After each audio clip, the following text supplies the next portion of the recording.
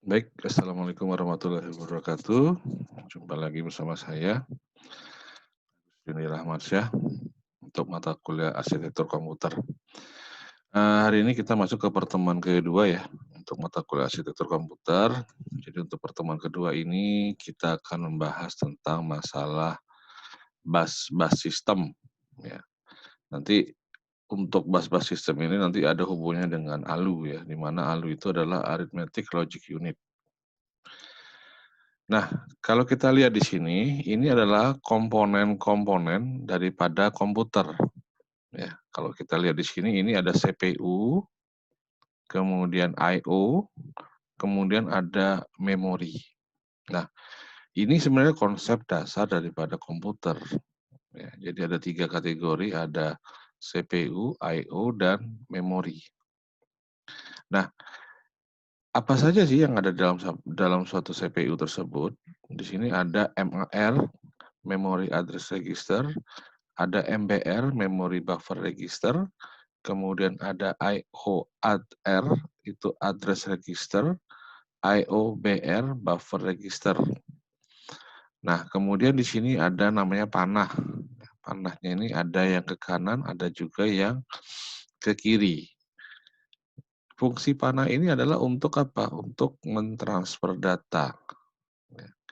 Jadi panah-panah ini yang disebut dengan yang namanya bus system atau sistem bus. Bus itu ada 3, ada bus data, address, sama bus pengendali atau pengontrolan. Kemudian di sini ada memori. Memori ada instruction, ada untuk penyimpanan data.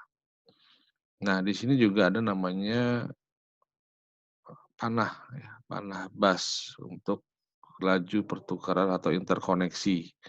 Di mana di sini ada I/O, kemudian di sini memori juga. Jadi kalau kita lihat di sini antara CPU, memori, dan I/O ini saling terhubung. Jadi mereka bertiga ini adalah saling bertukar data. Untuk lebih spesifik lagi nanti saya jelaskan di slide selanjutnya. Nah, sebelum kita masuk ke lebih detail tentang bus sistem tadi, kita harus mengerti yang namanya register. Register yang terdapat dalam CPU itu adalah yang tadi yang saya jelaskan sebelumnya, ada MAR, Memory Address Register, kemudian ini fungsinya adalah menentukan alamat di dalam memori yang akan diakses untuk operasi baca tulis. Sedangkan MBR itu Memory Buffer Register, ini berisikan data yang akan dituliskan ke dalam memori atau menerima data yang dibaca dari memori. Kemudian tadi ada PC ya. PC di sini bukan personal komputer tapi program counter. Program counter di sini fungsinya adalah mencatat alamat memori di mana instruksi di dalamnya akan dieksekusi. Jadi instruksi yang ada dalam memori tersebut akan segera dieksekusi. Kemudian ada IOAR. IOAR ini adalah IO Address Register. Ini fungsinya adalah menspesifikasikan perangkat input-output yang akan diakses. Kemudian ada IOBR atau IO Buffer Register. Ini menyimpan data yang akan dituliskan ke port atau data yang akan disalin dari port. Jadi bisa menuliskan data ke port atau kita bisa juga menyalin data dari port tersebut.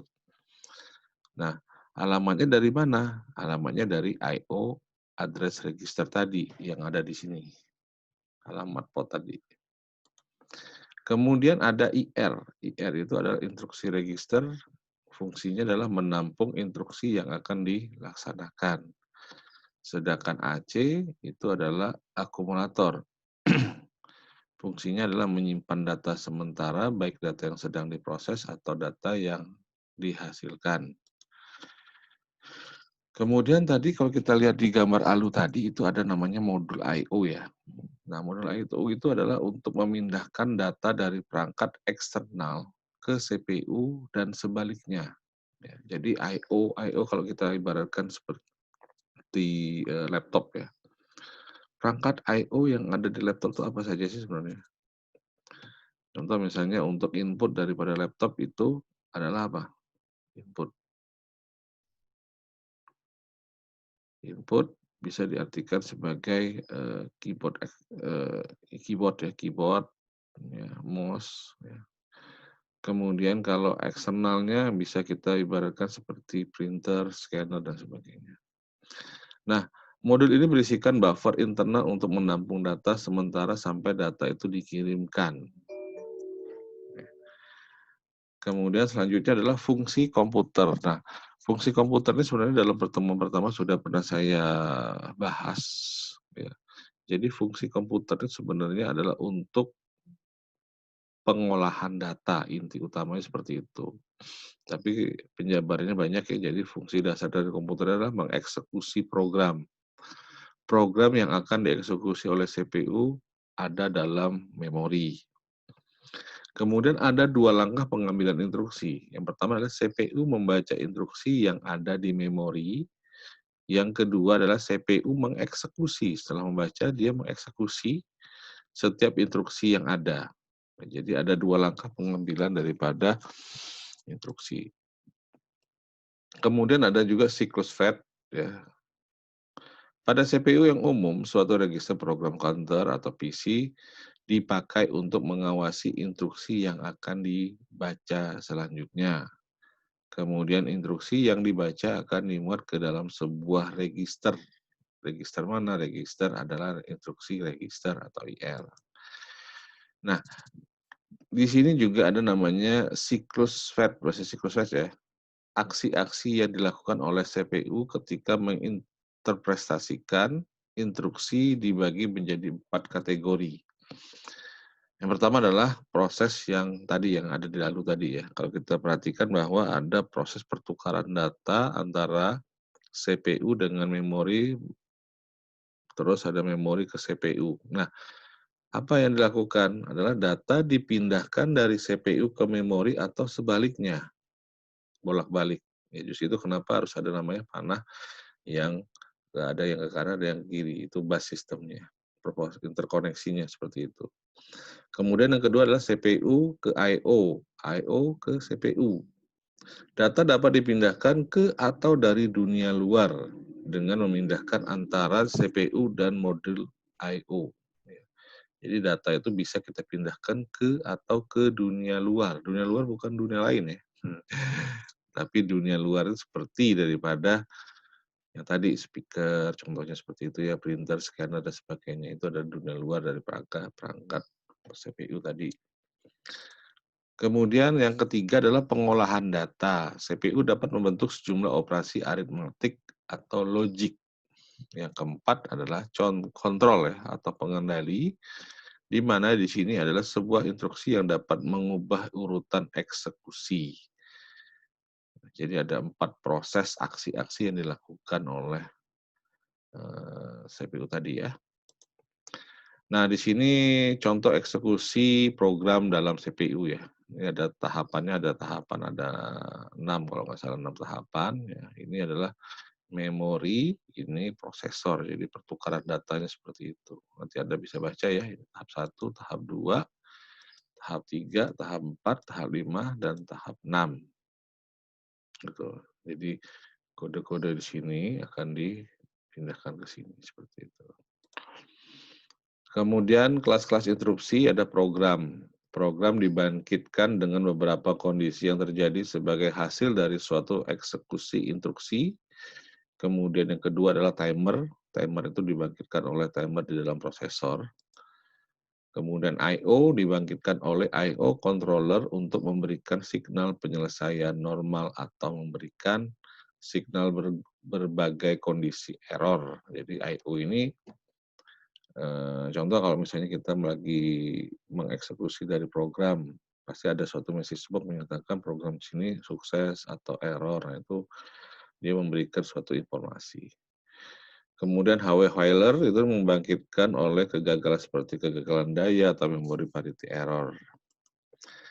Kemudian pengertian interupsi, interrupt ya. Interrupt di sini disediakan terutama sebagai cara untuk meningkatkan efisiensi pengolahan karena sebagian besar perangkat eksternal jauh lebih lambat dibandingkan prosesor. Ya, karena memang prosesor lebih cepat. Jadi mengeksekusi awal itu adalah prosesor. Setelah prosesor baru dia mendistribusikan atau menginfokan ke beberapa perangkat yang lainnya. Kemudian di sini masih siklus dan instruksi ya. Dengan memakai instruksi, prosesor dapat dipakai dalam mengeksekusi instruksi-instruksi lain, operasi I/O yang sedang dilaksanakan.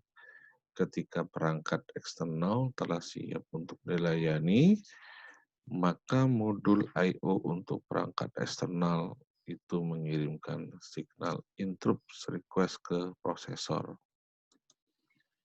Nah, prosesor menanggapinya dengan menahan operasi program yang sedang dilakukan, mencabangkannya ke suatu program untuk melayani perangkat I/O tadi yang dikenal dengan instruksi handler dan kembali melaksanakan eksekusi mula-mula setelah perangkat itu dilayani. Kemudian multiple interrupts.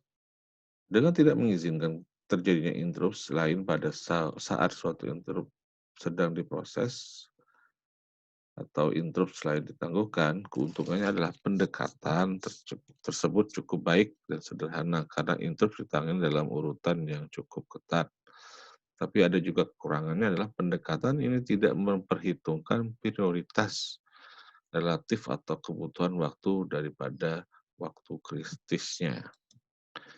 Yang kedua adalah dengan mendefinisikan prioritas bagi interrupts dan mengizinkan interrupts berprioritas tinggi menyebabkan interrupts handler yang berprioritas lebih rendah untuk menginterupsi diri sendiri.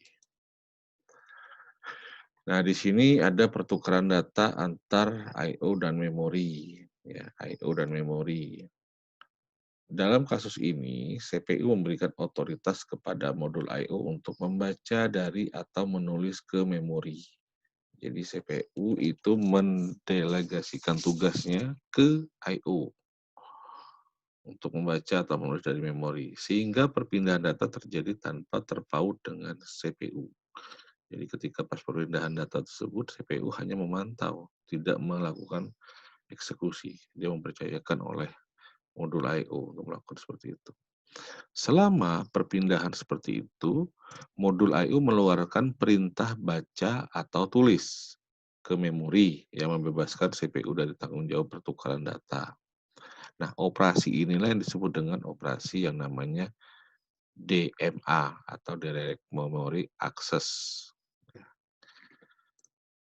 Kemudian komputer terdiri daripada CPU dan memori I/O. Komponen bus atau lintasan yang menghubungkan berbagai modul ini disebut dengan struktur interkoneksi. Jadi yang menghubungkan tadi yang saya bilang tadi sebelumnya, yang menghubungkan antara prosesor, memori I/O, kemudian CPU memori, memori I/O, I/O memori itu adalah sistem atau struktur interkoneksi. Ya, bisa menggunakan yang namanya bus system, di mana bus system itu ada 3, ada bus data, bus address, dan bus control. Nah, di sini adalah struktur interkoneksi yang mendukung jenis perpindahan data. Ya. Memori ke CPU. CPU membaca sebuah instruksi atau satuan data dari memori. Itu yang pertama. Yang kedua adalah kebalikannya. CPU ke memori. CPU menuliskan sebuah satuan data ke memori. Kemudian yang ketiga adalah I/O ke CPU.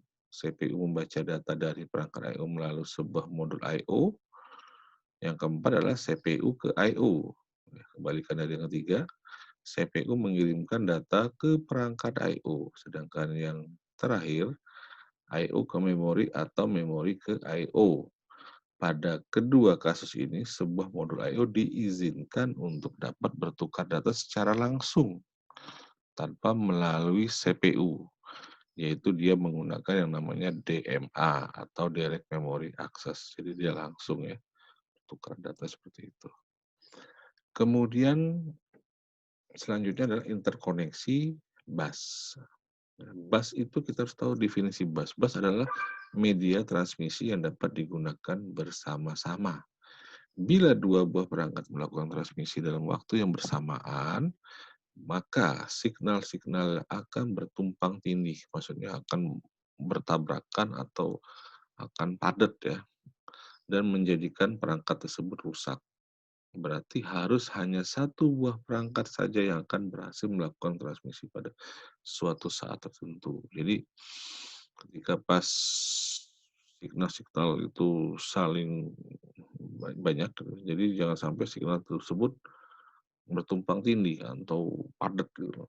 Kalau padat akan mengakibatkan perangkat tersebut akan error atau rusak.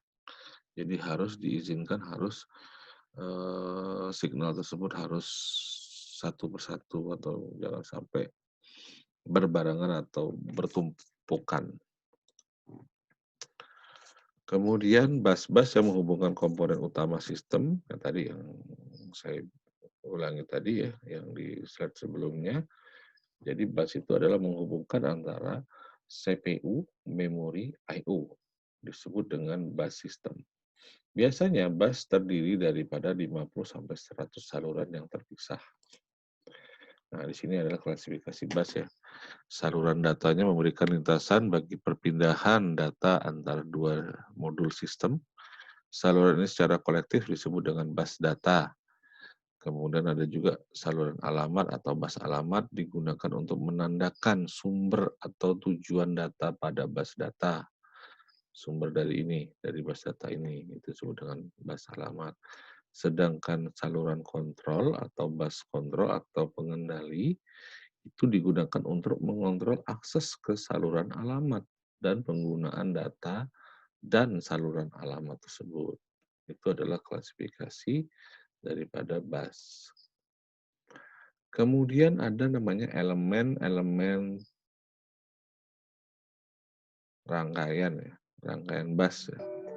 Di mana di sini adalah jenisnya. Jenisnya ada dedicated, ada multiplex. Kalau dedicated itu dia permanen, diberikan sebuah fungsi atau subset fisik komponen-komponen komputer, sedangkan multiplex itu menggunakan saluran yang sama berbarengan untuk berbagai keperluan.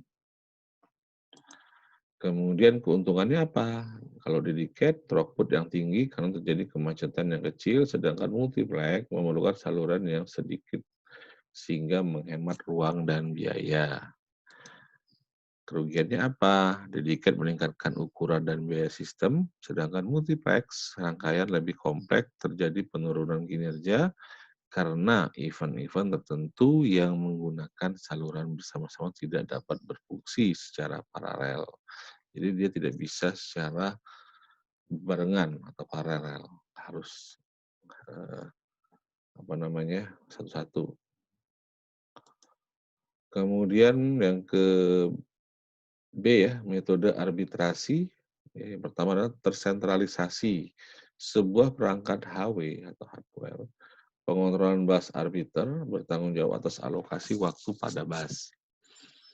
Yang kedua adalah terdistribusi.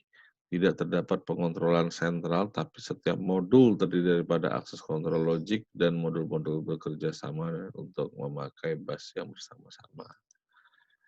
Kemudian timing, ya kalau kita istilahkan kalau di proses pengiriman data itu ada namanya timing. Timing itu waktu yang ditempuh ya, atau waktu clock data yang akan diproses.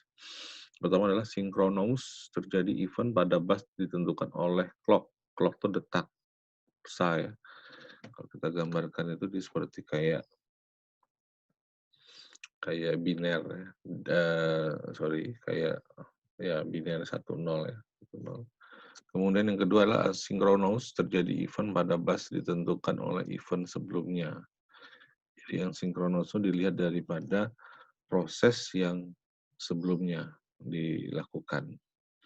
Itu bedanya ya, antara sinkronous dan asinkronous. Kemudian lebar bus, semakin lebar bus data, semakin besar bit yang dapat ditransfer pada suatu saat. Semakin lebar bus alamat, maka semakin besar range lokasi yang dapat direferensikan. Nah, di sini ada jenis transfer data ya. Transfer data ada read, modify, read after, read, ada block. Nah, di sini bus PCI ya, Peripheral Component Interkoneksi yaitu tahun 1990 ini merupakan bus yang tidak tergantung prosesor dan berbandwidth tinggi yang dapat berfungsi sebagai bus mezzanine atau bus berkecepatan tinggi. Kemudian mezzanine adalah bus berkecepatan tinggi yang sangat terintegrasi dengan sistem ini bus ya, bus berhubungan dengan bus ya. Kemudian fitur bus adalah standar bus asinkron yang berkinerja tinggi. Syarat-syarat fitur bus yang pertama adalah tidak tergantung pada arsitektur, prosesor, dan teknologi tertentu.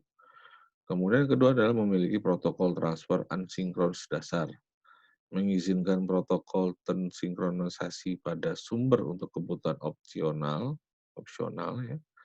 Kemudian yang selanjutnya adalah tidak berdasarkan pada teknologi tercanggih. Jadi dia tidak dilihat daripada spesifikasi dari suatu perangkat. Ya, jadi semuanya sama. Ya, tidak membedakan itu yang canggih ataupun yang tidak canggih. Yang lama sama yang baru sama saja. Kemudian terdiri daripada protokol-protokol paralel terdistribusi penuh, menyediakan dukungan bagi sistem yang fault tolerance yang memiliki reliabilitas tinggi, menawarkan dukungan langsung terhadap memori berbasis cache yang bisa digunakan bersama-sama, memberikan definisi transportasi pesan yang kompatibel. Kemudian fitur bus ini mendukung bus-bus data 32, 64, 128, 256 bit ya. Kemudian mendukung baik model terdistribusi maupun tersentralisasi, merupakan salah satu standar bus yang secara teknik paling kompleks, merupakan spesifikasi bus yang dapat digunakan untuk bus prosesor, memori, atau dapat digunakan dengan PCI, ya, PCI yang tadi yang kita bahas tadi, untuk mendukung peripheral yang berkecepatan tinggi. Kemudian perbedaannya apa antara PCI dan fitur bus? PCI ditujukan bagi implementasi yang murah, yang membutuhkan bidang fisik secara minimal, sedangkan fitur bus untuk memberikan fleksibilitas yang tinggi dan visionalitas yang luas untuk memenuhi kebutuhan berbagai sistem yang berkinerja tinggi, terutama sistem-sistem yang mahal. Jadi kalau kita bandingkan antara PCI dan Future Bus ini sebenarnya sih tidak terlalu apa namanya ya, signifikan. Yang jelas PCI ini lebih dominan ke yang implementasi yang murah, sedangkan Future Bus ini lebih dominan ke kinerjanya tinggi tetapi sistemnya yang mahal, seperti itu. Baik, mungkin itu aja pemaparan dari materi pertemuan 2 untuk mata kuliah arsitektur komputer hari ini. Akhir kata saya ucapkan terima kasih, jaga selalu kondisi badan, tetap sehat. Akhir kata saya ucapkan wabillahi taufiq wal hidayah. Wassalamualaikum warahmatullahi wabarakatuh.